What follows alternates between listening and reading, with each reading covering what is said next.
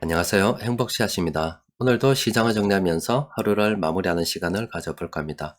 오늘은 시장을 살펴보기 전에 여러분들께 기쁜 소식 하나 알려드리고 시장을 살펴보는 시간을 가져볼까 합니다. 이미 가치투자연구원 회원분들께서는 카페에 방문하셔서 글도 읽어보시고 또 댓글을 통해서 서로 축하 인사도 나눴겠지만은 아직 회원이시면서 오늘 때마침 카페에 방문하지 않으셨거나 또 그리고 유튜브만 통해서 제 글을 아니면 제 이야기를 듣는 분들도 계실 수가 있어요. 그러니까 그분들께 잠시 소개해 드리면은 저는 가치투자연구원을 운영한 지 한 13년 정도 됩니다. 오랜 기간 운영하다 보니까 함께 오래 한 분들도 많이 계시죠. 실제 얼굴은 다 보지 못했습니다만은 그간 댓글을 통해서 교감하고 또 메일을 통해서 오랜 기간 교감하다 보니까 이제는 아이디만 보더라도 닉네임만 보더라도 막 가족같이 느껴지고 막 그렇습니다. 그렇다 보니까 가끔 메일을 통해서 사는 이야기도 나는 이렇게 살고 있습니다 이런 이야기 전해주시는 분들도 계시고 젊을 때 들어오셔서 막 결혼한 분들도 계시고 또 결혼해서 애도 몇 명 낳은 분도 계시고 참 정말로 다양한 삶의 이야기를 전해주십니다. 어떤 때는 또 그런 글을 읽으면서 참 굉장히 기쁜 때도 있습니다만은 어떤 때는 정말로 눈물 없이는 참 보기 힘든 안타까운 그런 글들도 가끔 메일로 보내오시곤 합니다. 제가 여러분들께 늘 행복하게 살자, 한번 사는 인생인데 정말로 매 순간 최선을 다해서 행복하게 살아야 된다 이런 말씀 자주 드리잖아요. 그런데 오늘 저는 이 글을 읽고서 참 하루 종일 행복했었어요.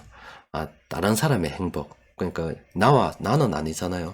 우리 회원님인데 다른 사람의 행복이 나의 행복이 될 수도 있구나 하는 걸 오늘은 또 다른 날보다 더 많이 느낀 그런 날이 아니었을까 싶어요.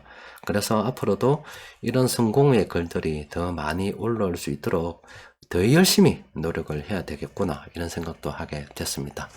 자, 잠시 소개해드리면은 이분께서는 2013년도에 저희 카페에 처음 가입을 하셨고 그때 마침 제가 책을 냈잖아요. 도서관에서 제 책을 보셨다고 그래요.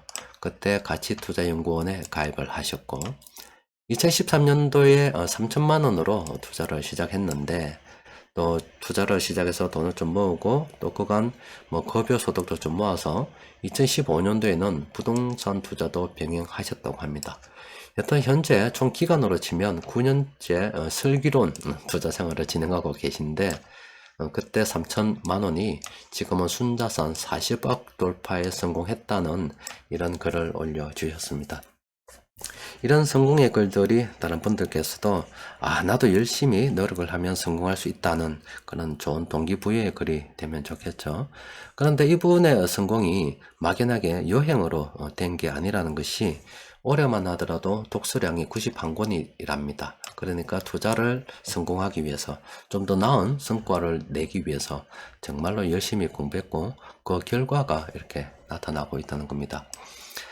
제가 여러분들께 가치투자연구원을 통해서 말씀드리는 게 우리가 짧은 기간 투자를 진행할 때는 시장의 변동성으로 인해서 또 그 시장은 투자 심리에 의해서 움직이는 시장이라서 정말로 투자 성공하기 쉽지 않습니다. 또 그 심리라는 것이 내 심리가 아니라 돈을 많이 가진 사람들의 집단 심리이기 때문에 다른 사람의 마음을 알기가 참 쉽지 않잖아요. 그래서 단기 투자는 참 이기기가 쉽지 않아요. 그런데 우리가 기간을 쭉 멀리 보고 이 자본주의라는 세상이 어떻게 흘러가는지만 잘 이해한다 그러면 투자 성공은 굉장히 쉽다라고 말씀드렸죠. 이 자본주의 세상은 돈이 지속적으로 늘어날 수밖에 없는 구조이고 또 그걸 다르게 생각해 보면 돈의 가치가 계속 떨어질 수밖에 없는 그런 구조라는 겁니다. 그렇기 때문에 유동성 관리만 잘 하면서 돈을 주식이나 부동산으로 바꿔둬서 오래 들고 있으면 누구나 다 투자에 성공할 수가 있고 또 그리고 가끔 보다 보면 시장이 체계적 위험으로 예상치 못한 순간에 급격하게 떨어질 때가 있습니다. 그럴 때 때마침 유동성 관리를 잘해서 돈이 있다면 물량을 많이 모아뒀을 때 더 큰 성공으로 나아갈 수 있다 이런 말씀을 드리고 있어요. 또 하나는 이 투자라고 하는 것이 처음에는 그 투자 성과가 잘 나타나지 않습니다. 우리가 눈을 굴릴 때 처음에는 그 주먹으로 꽁꽁 뭉친 그 눈덩이가 굉장히 작지만 조금씩 굴려가다 보면 거기에 점점 더 커지고 어느새 커다란 눈사람을 만들 정도로 이 눈덩이가 굉장히 커지죠. 이 투자라고 하는 것도 처음에는 투자 성과가 정말로 드러나지 않습니다. 또 최근 1년 반 정도 시장이 하락을 했잖아요. 이런 시기에는 투자를 열심히 하면 할수록 더 마이너스 손실만 늘어나는 것처럼 보여가지고 실제 늘어나고 있고, 그렇게 되다 보니 내가 정말로 투자를 잘 하고 있는가 이런 의문도 들 수밖에 없습니다. 하지만은 그런 시간을 쭉 멀리 보고 흔들리지 않고 계속 물량을 모아가다 보면 결과적으로 이 자본주의 세상은 돈이 늘어나고 돈의 가치가 하락하고, 상대적으로 이 금융자산, 이 주식 그리고 부동산 이런 자산 가격이 돈가치 하락에 비해서 재평가받을 받을 수밖에 없기 때문에 투자에다 누구나 다 성공할 수 있다는 겁니다.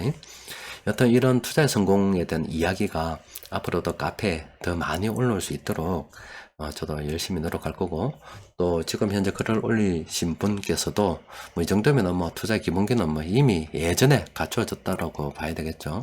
더 큰 성공으로 나아갈 수 있었으면 좋겠고, 또 이분들께 이렇게 우리 카페가 굉장히 가족 같은 카페잖아요. 이렇게 서로 축하해주고 또 나도 열심히 하겠습니다 이런 이야기를 가면서, 앞으로도 언제까지 제가 이 카페를 잘 운영할 수 있을지 모르겠습니다만은 카페를 운영하는 이 기간 동안에는 이런 가족 같은 분위기 계속 이어갈 수 있으면 좋겠고, 또 앞으로도 더 많은 분들이 이런 성공의 게시글을 많이 올릴 수 있도록 저도 열심히 노력을 하겠습니다.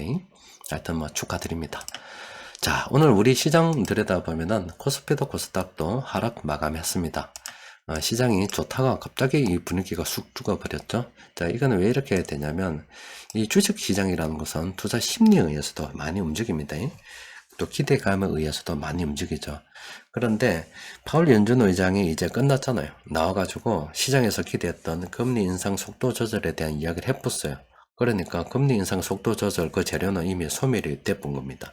그러면 더 다른 뭔가가 있어야 되는데 언제 나오겠습니까? 또 다른 이야기가 나올 때까지는 시간이 좀 걸리겠죠. 그렇기 때문에 재료 소멸로 지금 시장이 이렇게 하락했다라고 보시면 됩니다. 그런데 이제 좀 더 보면은 지금 우리나라 같은 경우 오늘 물가가 발표가 됐습니다. 5% 전년 동기 비교해서 5% 정도 됐는데, 그러면 예전에 비해서 지금 상당하게 이렇게 많이 떨어졌죠. 물가가 이렇게 많이 이제 떨어진 것은 가장 가까이에서 보면은 지금 외환시장에서 지금 환율이 이렇게 지금 많이 하락했기 때문에 이것도 물가에 영향을 미치고 있고, 또 원유 가격이 이렇게 또 많이 떨어졌잖아요. 또 역시 물가에 영향을 미치고 있습니다. 그렇게 되다 보니까 물가가 좀 낮아졌어요. 그런데 지금 이게 전년 동을하고 비교를 하는 겁니다. 그래서 여기 작년도 지금 올해지만은 이제 계속 이렇게 요 기간이 비교가 되겠죠. 요때는 물가가 상당히 낮았잖아요.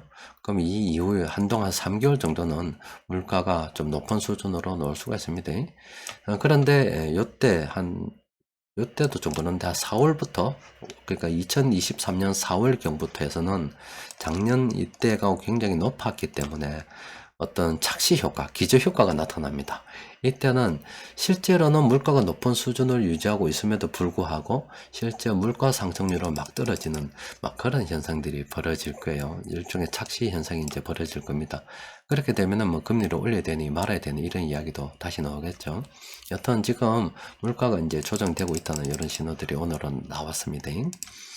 자, 그리고 오늘 시장 수급을 들여다보면은 오늘 외국인하고 금융투자 많이 팔았어요. 어제는 또 엄청 사더니 오늘은 9천억 정도 이렇게 순매도를 했는데 오늘은 좀 쉬는 게 좋았겠죠. 그래도 세력들이 어떤 종목 매수했는지 보니까 5개 종목 공통적으로 매수했습니다. 아시아 재즈는 어제도 나왔듯이 좀 기다리는 게 좋겠어요. 그리고 영풍정밀은 이거는 쳐다보면 안 됩니다. 스템 임플란트도 지금 쳐다보면 안 되는 그런 상황이죠. 한국콜마 같은 경우는 요거는 관심 종목으로 좀 등록해 둘 필요가 있겠습니다. 외국인들이 지난 한 7월경부터 해서 물량을 계속 모아가고 있고, 지금 당장은 이렇게 좀 또 많이 올랐죠. 사실은 요때 들어가는 게 참 좋았는데 올랐기 때문에 접근하기 어렵겠습니다만은, 요거는 좀 기다리고 있다가 좀 조정이 되면 요거는 물량을 모아가는 쪽으로 좀 고민해 봐도 되지 않을까 싶습니다. 그리고 호텔 신라 같은 경우도 이것도 긍정적으로 볼만합니다. 외국인들이 지난 한 5월 말부터 시작해서 물량을 모아가고 있고, 지금 신호상으로 봐서도 괜찮죠? 지금 단기적으로 좀 오르긴 했습니다만은, 이것도 뭐 장기적 관점에서 보면은 물량을 모아갈 수도 있겠습니다. 모아가도 되겠습니다. 그리고 뭐 변곡점 지표를 통해서 살펴보니까 오늘은 한 종목이 검색이 됐는데, 이 영풍은 어제도 나왔죠. 지금은 좀 조심해야 되는 그런 시기입니다. 여튼 우리 주식시장이 참 재료가 소멸돼 버렸습니다. 이제는 뭐하고 살아야 되노 싶을 정도로 재료가 없어요. 이제 또 다른 기대를 만들어야 되겠죠. 그럼 당장의 어떤 눈앞의 재료는 중국 봉쇄에 대한 이야기인데, 이게 지금 뭐 봉쇄를 해제하니 뭐 이렇게 되면 지금 기대잖아요.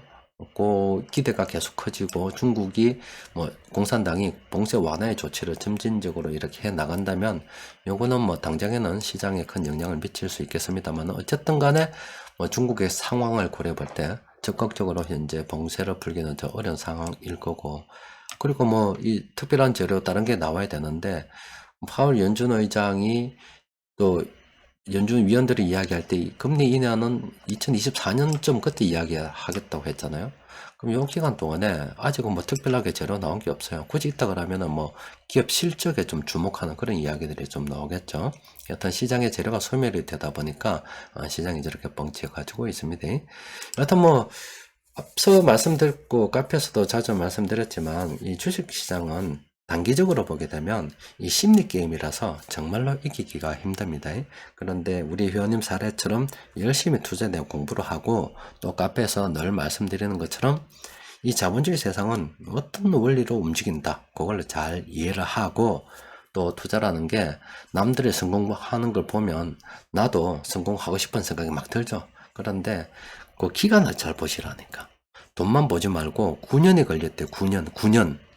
그러면 멀리 보고, 나도 지금 당장은 또 시장이 하락하는 그 상황을 좀 보고서, 투자를, 나도 정석 투자를 하게 되고, 또 시간이 흐르게 되면, 자꾸 나도 늘어날 수 있겠구나, 이런 희망을 가지고, 또 앞으로도 그런 뭐 투자를 진행하시면 좋겠고, 또 앞으로도 또 그런 투자 성공의 글들이 더 많이 올라올 수 있게끔 저도 최선을 다해서 한번 열심히 노력해 볼게요.